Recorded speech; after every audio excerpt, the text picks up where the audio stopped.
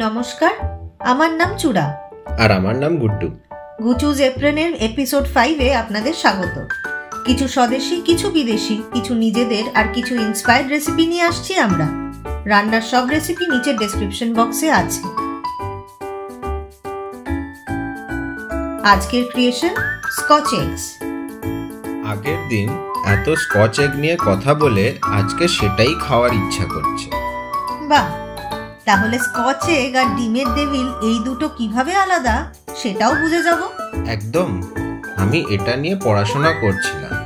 যা দেখলাম, ডিমের ডেভিলটা বয়েল করা এগ হাফ করে তাতে আলু আর ইন্ডিয়ান স্পাইসেসের কোটিং দেওয়া হয়, ওয়্যারাজ স্কচ এগে পুরো ডিমটাই ইউজ করা হয় আর কোট করা হয় মিট দিয়ে। নর্মালি বিদেশে মিট বলতে পর্ক বা বিফ ইউজ করে, কিন্তু আমরা এখানে চিকেন ইউজ করি। ডিমের ডেভিল তো পাওয়া যায়, কিন্তু স্কচে পাওয়া যায় বলে তো শুনিনি। পাওয়া যায় না তো, অ্যাটলিস্ট আমি যতদূর জানি। ডিমের ডেভিল বা চিকেন কবিরাজি বা এগ রোল, এগুলো এখন সবই ইন্ডিয়ানাইজড ভার্সন অফ ওয়েস্টার্ন ফুড বলা যেতে পারে। কলোনাইজেশনের পরে ফুড, ক্লোদিং, হ্যাবিটস সবেতে ওয়েস্টার্ন কালচারের ছাপ পড়ে গেছে, আর আমরা নিজেদের মতন করে আপন করে নিয়েছি। স্কচ এগ অরিজিনেট করেছে ইংল্যান্ড থেকেই। অরিজিনাল ভার্সন থেকে এখন অনেক ডিভিয়েশন হয়েছে, কিন্তু আমরা মিট কোটেডটাই বানাবো। এটা একটা খুবই পপুলার স্ন্যাক্স, যেটা মোস্টলি বার বা পাবে পাওয়া যায়। আমি শুনেছি ডিম বয়েলের কিছু টাইমের ব্যাপার আছে, তার উপর নাকি টেক্সচার ডিপেন্ড করে।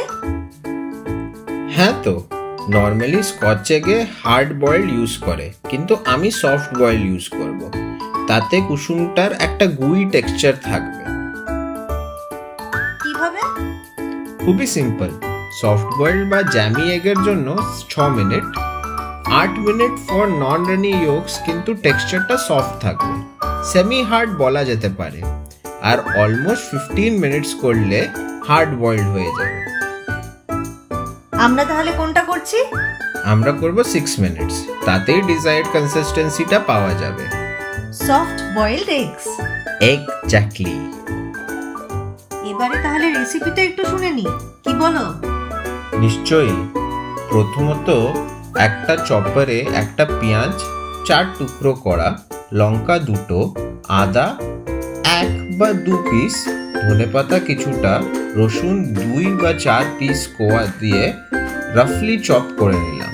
তারপরে একটা বাটিতে চিকেন কিমাতে লঙ্কা গুঁড়ো, জিরে গুঁড়ো, ধনে গুঁড়ো, স্বাদ মতো নুন, 2 টিস্পুন কর্নস্টার্চ আর কুচো করা পোর্শনটা দিয়ে ভালো করে মিক্স করে সাইডে রেখে দিলাম।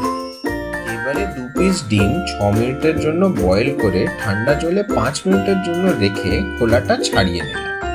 তারপর এবারে একটা ক্লিন ফিল্মের কাটআউট নিয়ে পেতে নিলাম। তার উপরে চিকেনের মিক্সচারটা ভালো করে স্প্রেড করে নিলাম। ডিমটা কভার করার জন্য যতটা লাগবে ততটাই মিক্সচার দিতে হবে। এইবারে গোটা ডিমটা দিয়ে চিকেনটাতে তাতে কোট করতে হবে। দেখে নিতে হবে যাতে কোনো জায়গা ছেড়ে না যায়। নর্মালি যারা প্রফেশনাল তাদের এই ক্লিন ফিল্ম লাগে না, তাদের হাতেই হয়ে যায়, কিন্তু আমরা যারা নোভিস তাদের জন্য এই টোটকাটা বেশ কাজে। ডিমটা স্লিপারি হওয়ার কারণে চিকেন মিক্সচারটা তখনই শেপ নাও নিতে পারে, তাই ক্লিন ফিল্ম দিয়ে কভার করে সেটাকে বেঁধে 2 ঘন্টার জন্য ফ্রিজারে রেখে দিতে হবে। যতক্ষণ ফ্রিজ হচ্ছে ততক্ষণ আমি এই ব্রেডিং স্টেশনটা বানিয়ে ফেলবো। একটা প্লেটে ময়দা, তাতে আমি দিয়েছি লঙ্কা গুঁড়ো আর নুন। আপনারা চাইলে যে কোনো ফ্লেভারিং ইউজ করতে পারেন। সেটা মিক্স করে সাইডে রেখে দিলাম।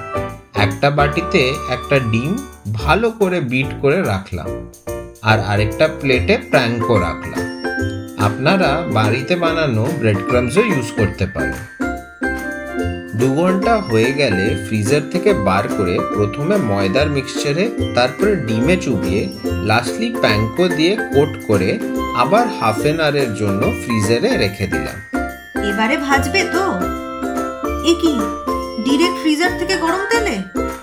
হ্যাঁ, ফ্রোজেন ফুড তো এইভাবেই বানানো হয়, আর এটাও তো ফ্রিজারেই ছিল, একইভাবে এটাও কুক হয়। ও মা, কি সুন্দর একটা গোল্ডেন ব্রাউন কালার হয়েছে দেখো।